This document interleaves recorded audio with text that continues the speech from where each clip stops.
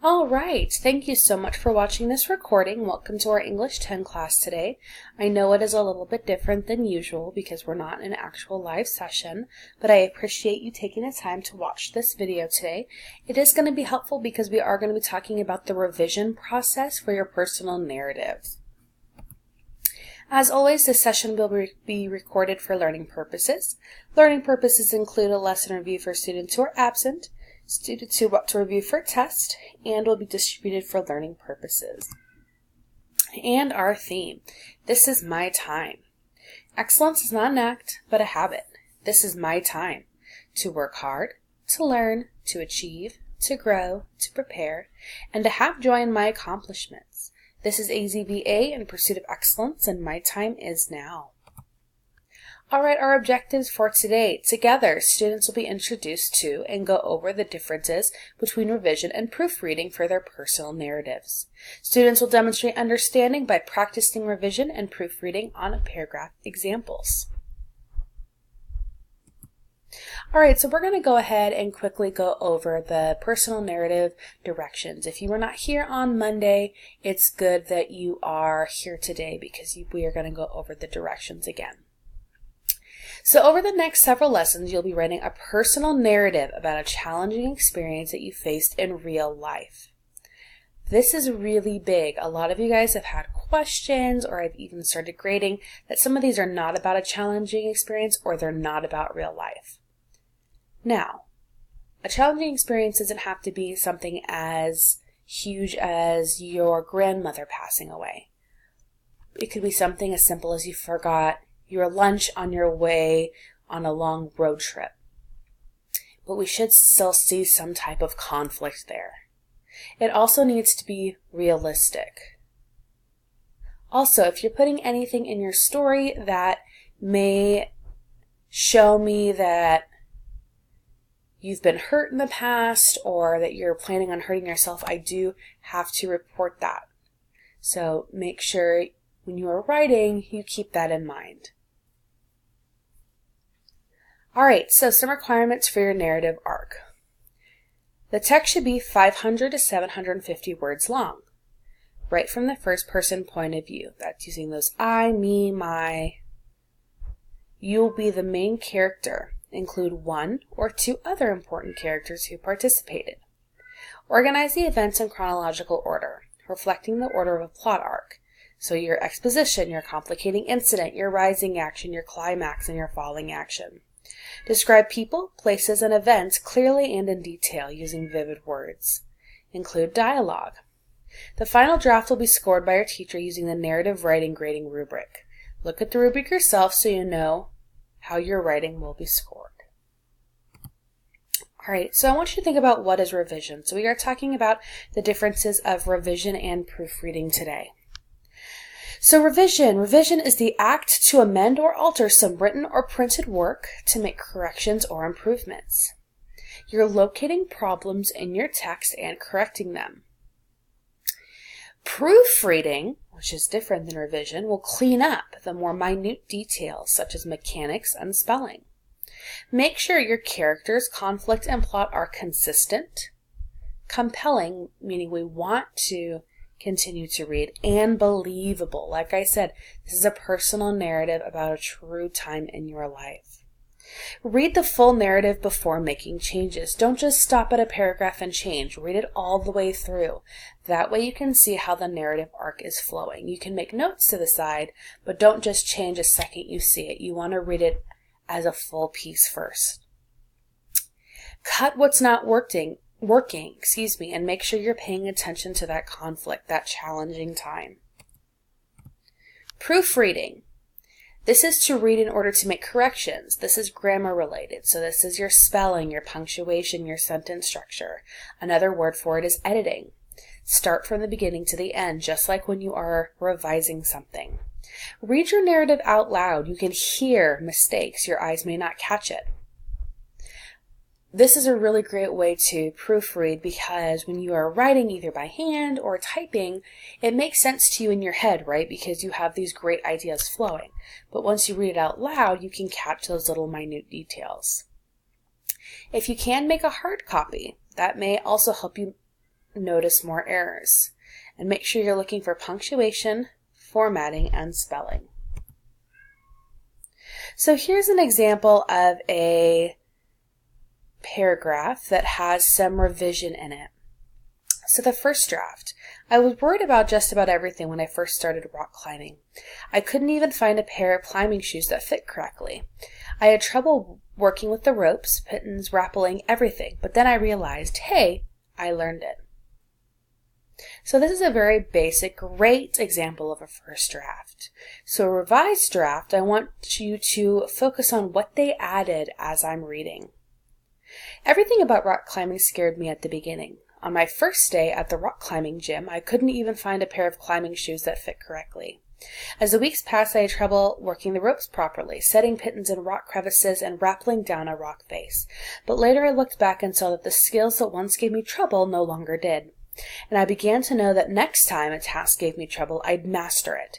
That didn't just teach me about rock climbing, but about life.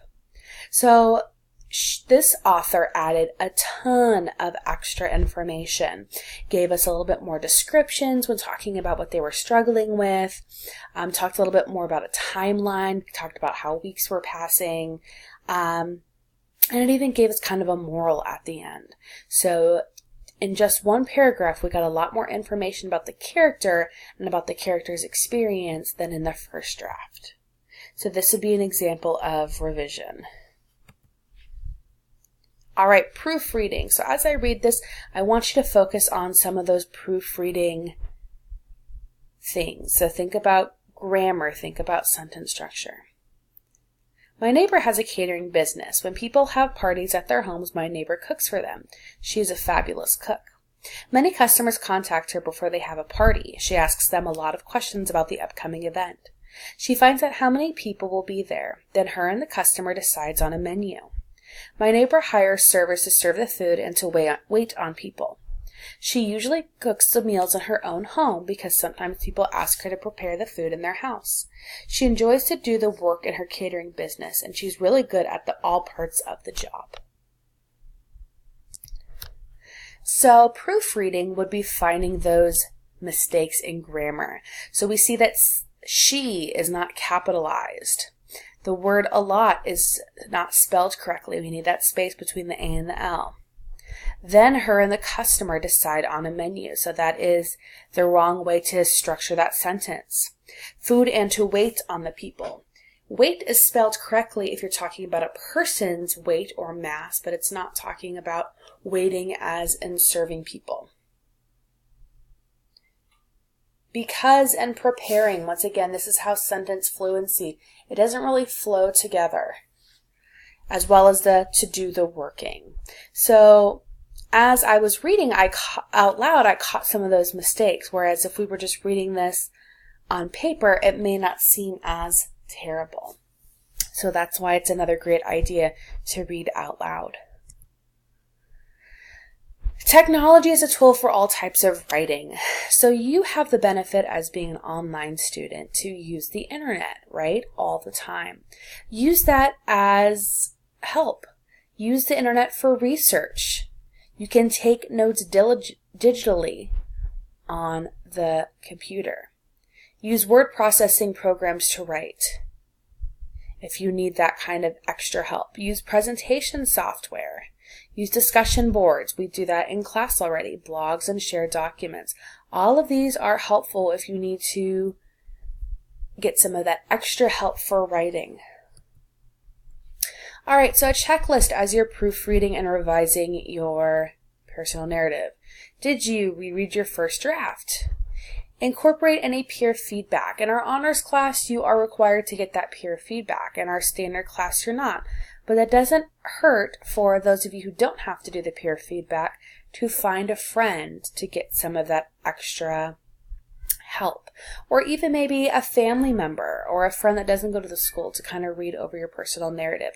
Because they're going to be able to see things that you may not see. Remember, when we're writing something, it makes a ton of sense in our head, but it may not make sense to someone else who's reading it. Any weaknesses in the narrative arc have been fixed. Any problems of characterization has been repaired. Make sure you have more than one character, so you should be you and at least one more. Word choices have been made more vivid and effective. You want your story to be compelling. Dialogue has been strengthened where necessary. Like we talked about on Monday, you can tell a lot about a character by what they say. Material has been added or deleted when necessary. So you're taking out those parts that are not needed, or you're adding something in to make your story more clear. The story or personal narrative as a whole achieves its goal. Remember, the goal is to tell me about a challenging time in your life. You corrected all spelling errors and used a dictionary when I didn't know how to spell a word. You corrected all errors in grammar, usage, punctuation, and capitalization. Punctuated dialogue correctly. I used complete sentences unless the writing called for incomplete sentences, such as realistic dialogue. I used varied sentence structure in the sentence beginnings. I spelled the names of people and places correctly and consistently. I made final improvements in word choice when necessary. And I made sure the writing possesses clarity and cohesion, meaning that it works together. I made changes to enhance those traits, such as adding transitions when necessary. The final draft is assigned within the word limit. This is one it can be hard for some of you because you want to write so much, but remember, we're talking about a focus. We want it to be within that 500 to 750 word limit. And you made sure to submit a clean copy in the Dropbox. Alright, so what are you doing next? You should be working on your personal narrative. It is not due until tomorrow. If you are not complete with it tomorrow, you will get a 0 on Friday, because that's just the school standard of putting in zeros the day after an assignment's due. But do not worry. You have until September 9th to turn it in. So even if it's a 0 on Friday, it will not stay a 0 for very long. Finished Unit 1, like I just said, the locking date is 9/9, so you need to make sure all work is completed by next Sunday in Unit 1. Tutoring, we do not have tutoring today, but we do have tutoring tomorrow. Make sure you check that out.